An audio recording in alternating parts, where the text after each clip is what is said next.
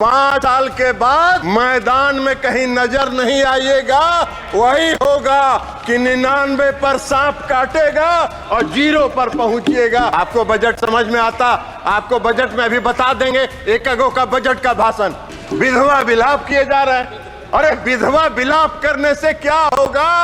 सच्चाई यही है, आत्मनिर्भर भारत बनाने की ओर चल चुके हैं। इसलिए वक्त बदल गया है। आपको दिखाई नहीं देता है तो उसमें हम क्या करें? आंख का जांच कराइए और चश्मा लगाइए। अब इस देश की जो सच्चाई है उसको ये अगर नहीं पचा पा रहे हैं तो हम लोग का क्या दोष है भाई? इन लोगों के साथ भी थे और वहां जाके पता चला कि गिद्ध की तरह जैसे लाश को नोचने का काम ये लोग करते थे। जैसे नरेंद्र मोदी जी का चेहरा इनको पसंद नहीं आ रहा हो, ये उससे नफरत कर रहे। बैठ जाइए ना जयप्रकाश जी, बैठ जाइए ना, बैठ जाइए। हुड्डा जी अंदर जाने वाले, बैठिए। सभापति महोदय, सदन में आदरणीय प्रधानमंत्री नरेंद्र मोदी जी के तीसरे कार्यकाल का जो पहला बजट है उस पर चर्चा हो रही है और यह बजट जो है आत्मनिर्भर भारत बनाने की दिशा में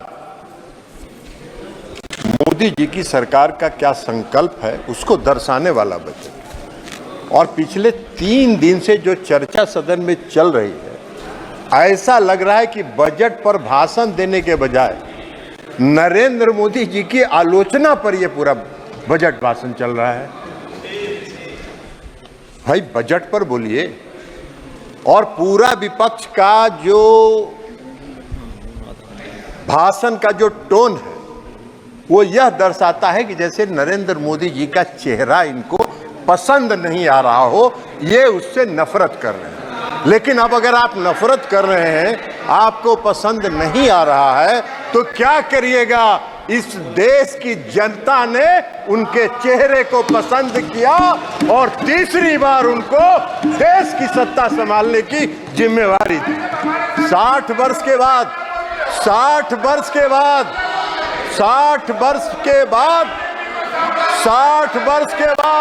जयप्रकाश जी, मोदी जी की उपलब्धता है कि 60 वर्ष के बाद, आजादी के बाद तीसरी बार किसी को इस देश की सत्ता संभालने का मौका मिला है। ये उनको बर्दाश्त नहीं हो रहा है। उनके पेट में दर्द हो रहा है। अब सच्चाई को नहीं पचा रहे हैं। अब इस देश की जो सच्चाई है उसको ये अगर नहीं पचा पा रहे हैं तो हम लोग का क्या दोष है भाई? लेकिन हमारा एक परामर्श है इनको, सभापति महोदय, कि सच्चाई को जितना जल्दी। इन्होंने भाषण किया, कोई नहीं बोला, क्यों बोल रहे हैं?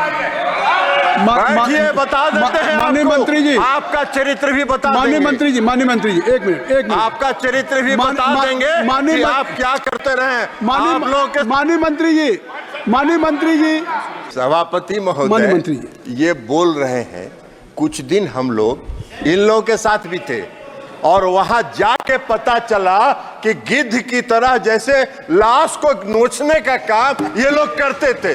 और हम लोग विदा हो गए, प्रणाम करके इधर चले आए कि भैया वही काम करते रहो।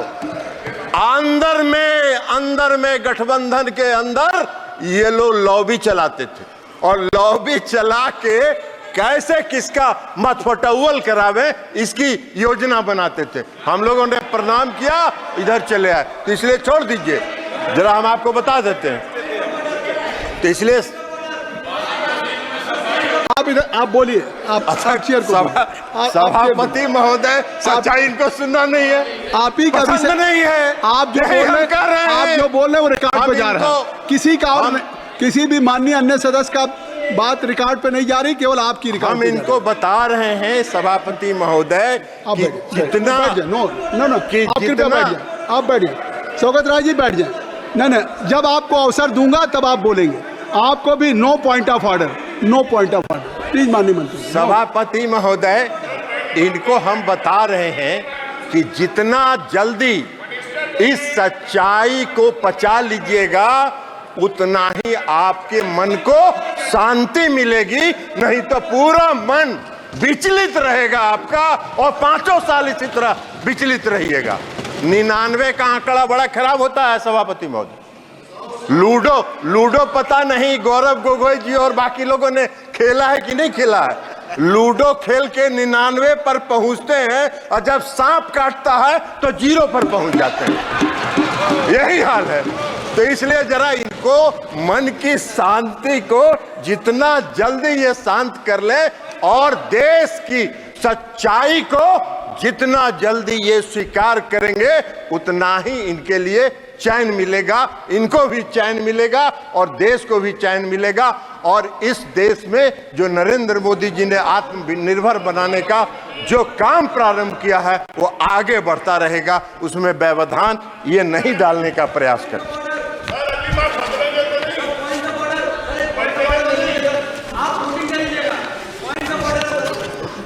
No point of order. अब इनको ड्यूरिंग एनी मिनिस्टर स्टेटमेंट या स्पीच आप पॉइंट ऑफ ऑर्डर आप लिख के भेज दें, आप लिख के भेज दें। बजट का ही स्पीच चल रहा है, बैठिए। आपको बजट समझ में आता, आपको बजट में अभी बता देंगे। एक का बजट का भाषण, बजट समझ में आ रहा है। तीसरे कार्यकाल का जो पहला बजट आया अब इनको नहीं दिखाई पड़ रहा है। इनका एक एजेंडा रहता था, बेरोजगारी है इस देश में, रोजगार पर चर्चा नहीं हो रही है। इस पहले बजट में 4.1 करोड़ रुपए 1 करोड़ लोगों के रोजगार सृजन की चर्चा है, वो इनको दिखाई नहीं पड़ रहा है। वो इनको दिखाई पड़ेगा भी नहीं, क्योंकि मन तो इनका विचलित है, मन इनका अशांत है, तो वो कहां से दिखाई पड़ेगा इनको। अभी अब एक्चुअली अब वास्तव में हुआ क्या है कि तीसरे कार्यकाल का ये पहला बजट आया। मोदी जी ने पहला बजट मोदी जी की सरकार ने पेश किया और जो पहला गुगली मोदी जी ने फेंका है इस बजट के माध्यम से, तो ये बोल्ड आउट हो चुके हैं और उसी बोल्ड आउट की छटपटाहट में ये अपना भावना व्यक्त कर रहे हैं। विधवा विलाप किए जा रहे हैं। अरे विधवा विलाप करने से क्या होगा? सच्चाई यही है कि देश के प्रधानमंत्री नरेंद्र मोदी जी हैं और पूर्ण बहुमत के साथ हैं। इस सच्चाई को स्वीकार करिए। और अभी तो शुरुआत हुआ है, अभी तो शुरुआत हुआ है, तो पहला साल है। अभी 5 साल देखिए, 5 साल के बाद मैदान में कहीं नजर नहीं आइएगा। वही होगा कि 99 पर सांप काटेगा और 0 पर पहुंचिएगा। यही होने वाला है। कई लोगों ने, कई पार्टियों ने चर्चा की, कई पार्टियों ने चर्चा की, कहा कि 2 राज्यों को खुश करने की बात हुई है। अरे भाई, 2 राज्य को सरकार बचाने के लिए कई बात, सरकार बचाने की कौन सी बात? ये प्री पोल अलायंस है और हमारा हो या तेलुगु देशम पार्टी का हो, प्री पोल अलायंस है और यह अलायंस फेविकोल से सटा हुआ है। आपके साथ भी रह के आपका चरित्र भी देख चुके हैं। गिद्ध की तरह आप लोग नोचते हैं। सत्ता मिला नहीं कि कैसे सत्ता को घींचते रहे, ये काम करते रहे आप लोग। हम लोगों ने प्रणाम किया और चल दिए। इसलिए आज जेडीयू हो या टीडीपी हो, सत्ता के साथ प्री पोल अलायंस में हम लोग सरकार में है और प्री पोल अलायंस 5 साल का पूर्ण बहुमत मिला है। आप क्लीन बोल्ड हो चुके हैं, चिंता मत करिए। सभापति महोदय, सभापति महोदय, सभापति महोदय, हम पर अभिषेक बनर्जी जी का भाषण पढ़ रहे थे। अच्छा विभाग, आपको ये सब यही काम तो करते रहे आज तक आप लोग। आप लोग यही काम करते रहे। आप चेयर पर गिद्ध के तरह कैसे नोचना है, ये सब नहीं होता है यहाँ। आराम करिए आप। महोदय, हम अभिषेक बनर्जी जी का भाषण पढ़ रहे थे। अभिषेक बनर्जी जी ने भाषण दिया और कहा कि मोदी जी का 4 जून 2024 को जो पहली सरकार बनी, rejected the people of India, which was rejected by people of India. वाह भाई, आपके ज्ञान का हमको प्रशंसा करना होगा कि पूर्ण बहुमत की सरकार आप कह रहे हैं कि rejected by the peoples of India. वाह, पूर्ण बहुमत नहीं दिखता है इनको। अरे सच्चाई को अभिषेक बनर्जी जी स्वीकार करना चाहिए।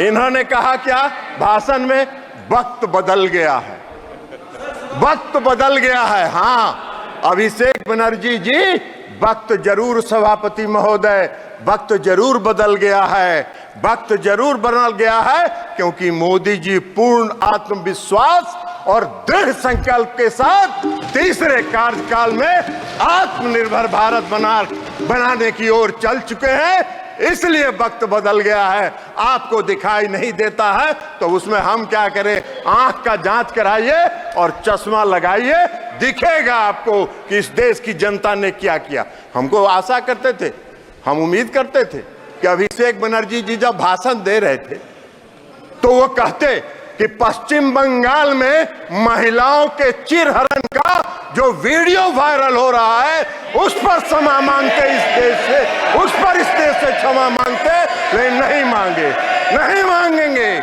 नहीं मांगेंगे, क्योंकि पश्चिम बंगाल में वो जैसे चिरहरण हो रहा है, महिलाओं पर अत्याचार हो रहा है और जो आम लोगों पर अत्याचार हो रहा है वो उनको नहीं दिखता है। अभी इसी सदन में अभी बता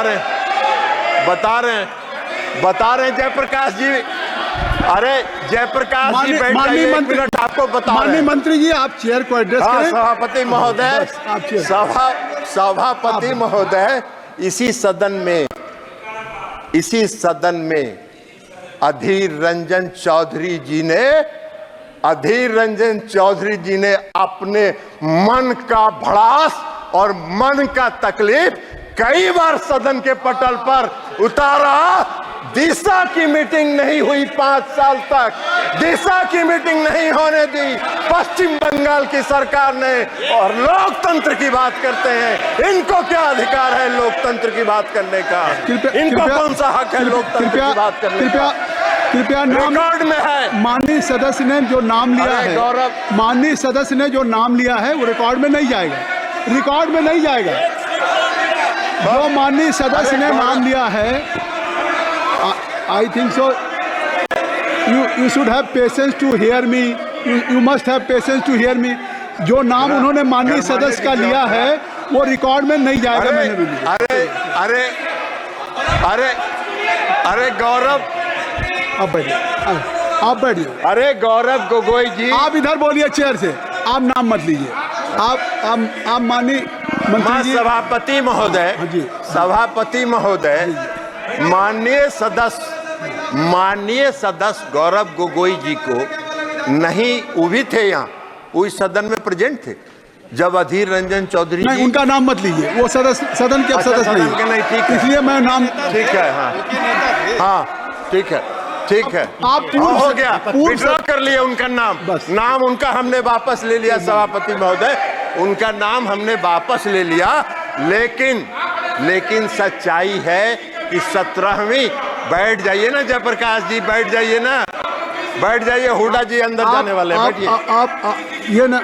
आप अपना सभापति महोदय, अपना भाषण। सभापति महोदय, मैं ये कह रहा था कि 17वीं लोकसभा के दौरान जब आपका अवसर आएगा तो बोलिएगा प्लीज। जयप्रकाश जी, प्लीज हुड्डा जी, तो कहना चाहिए, इनको कहना चाहिए, अरे इनको कहना चाहिए कि पश्चिम बंगाल में जो चिरहरण हुआ वो जायज था। यही कह दीजिए देश के सामने, यही कहिए।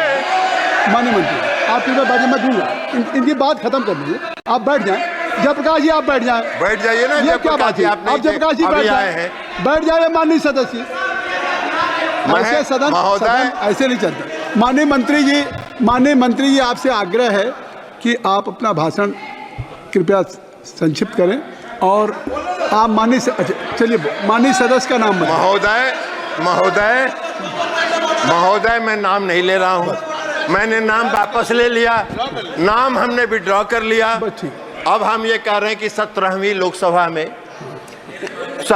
लोकसभा में उस समय माननीय विरोधी दल के नेता और सबसे बड़े पार्टी के जो नेता थे, उन्होंने सदन के अंदर कई बार अपनी पीड़ा का इजहार किया कि उनके क्षेत्र में दिशा की बैठक होने नहीं दी जा रही है और गौरव गोगोई जी बैठे हुए थे। गौरव गोगोई जी उसके गवाह हैं। जयप्रकाश जी तो उसमें थे नहीं, ये कहां से जानेंगे। तो इसलिए गौरव गोगोई जी के सामने पीड़ा हुई। एगो सीट कांग्रेस को दिया, कांग्रेस ने दिया नहीं, एक कांग्रेस एक को सब अब उसके बाद भी लगे हुए हैं। तो लगे रहिए मुन्ना भाई, कुछ न कुछ तो मिलेगा। लेकिन 99 वाला भी खतरा है, सांप का अगर काटा तो 0 पर आइएगा। लेकिन लगे रहिए, क्या करिएगा। और पूरा भाषण हमने शैलजा जी का भी सुना, शैलजा जी का भी भाषण हमने पूरा सुना। और शैलजा जी का भाषण हमने सुना, वो पूरा हरियाणा केंद्रित था। अरे ये देश का बजट है, हरियाणा का बजट थोड़े है। जयप्रकाश जी भी अभी बोल रहे थे पूरा हरियाणा केंद्रित। अरे देश का बजट है भैया, देश पर बोलो, देश और नरेंद्र मोदी जी पूरे देश को आगे बढ़ाना चाहते हैं। ये उनका संकल्प है, ये उनका आत्मविश्वास है। इसलिए मैं समझ दूंगा, मैंने कहा है, अब मैं दूंगा।